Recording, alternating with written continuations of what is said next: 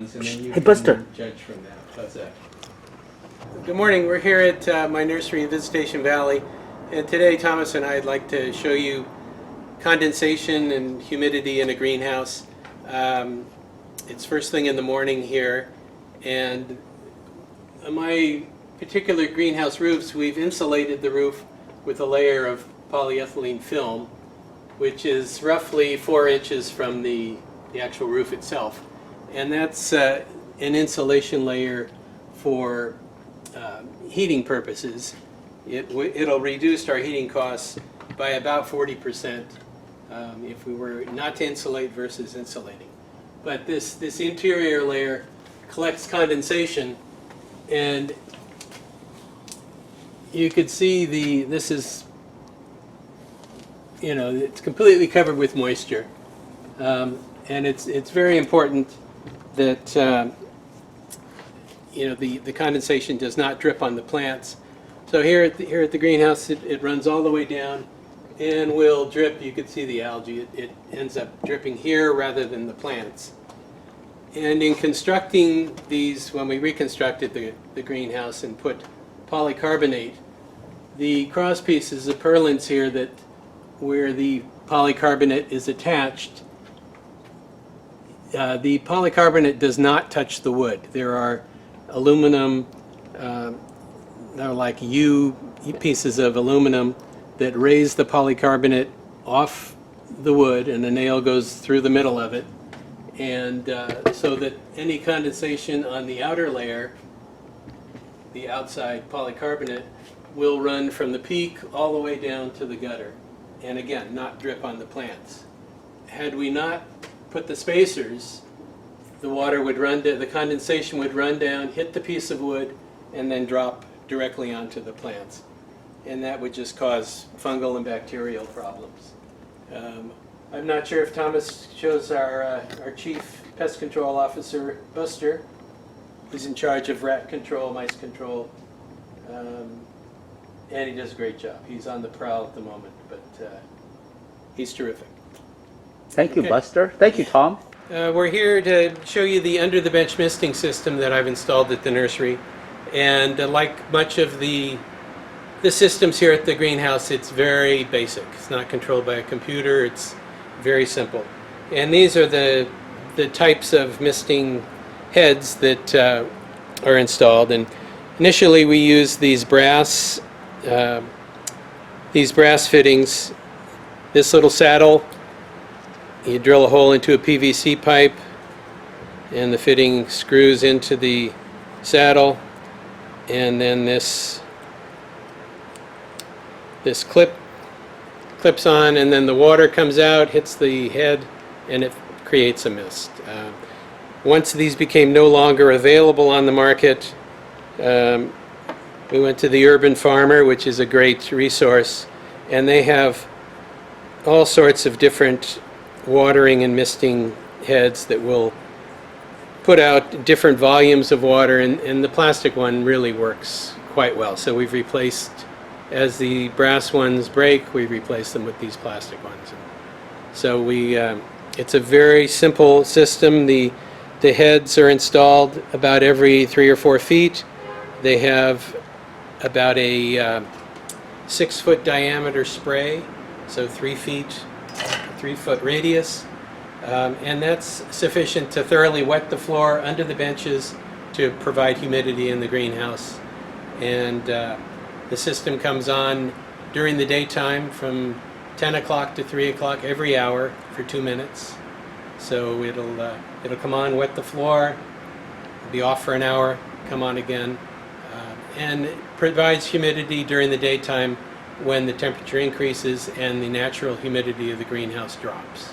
So it's a very simple system hooked up to a regular garden sprinkler timer, rainbird timer. So we'll show you how it works and how it covers the greenhouse floor, and it's something anyone can install in their backyard greenhouse or a commercial greenhouse like this. Okay, this is the timer that controls the misting system. It's a simple rainbird outdoor sprinkler timer, and it's digital, and it has 6 stations, so it will produce, it'll control 6 of the greenhouses, and that's what all these wires go, run down the length of the nursery to the various greenhouses, and it can be programmed for 1 minute, 2 minutes, 30 minutes for each particular greenhouse. So it's very basic, easy to operate, and easy to control.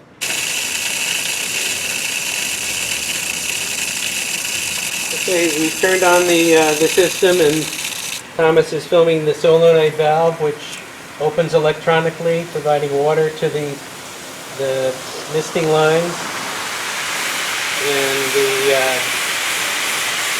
the misters run the length of the greenhouse in both directions, and will remain on for 2 minutes.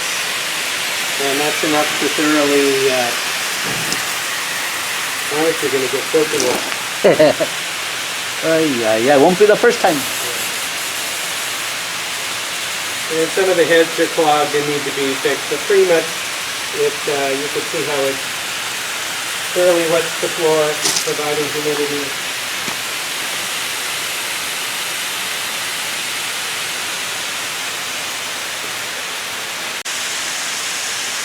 Hey, it's just like in the humid, wet jungle or forest. That's right, you gotta roll. These are cloud forest plants, and this is what they like.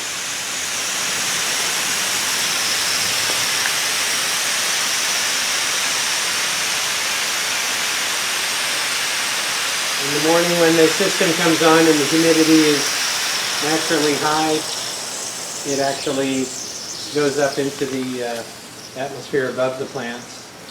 And now the system turned off, and it's moving on to the next greenhouse. So it will go from one greenhouse to the next and wet the floors in each greenhouse sequentially. Tom, Very simple. what about in the winter time or other times? Wintertime we turn it off, basically. Okay. Certainly when it's raining, you don't want the added humidity. But so it can be, you can turn the system off when needed. Generally it's on, but in the winter we monitor it much more closely so that we don't have too much humidity. But this, just leaving it on 2 minutes, you use a great, large volume of water, but pretty much enough to wet the floor, and that's about it. So. Water, we'll talk about water later in the class, but water is a big expense for most nurseries, and you certainly don't want to waste it by running it on the ground, but humidity is important, especially in growing tropical, high-altitude plants. So you cut them or no?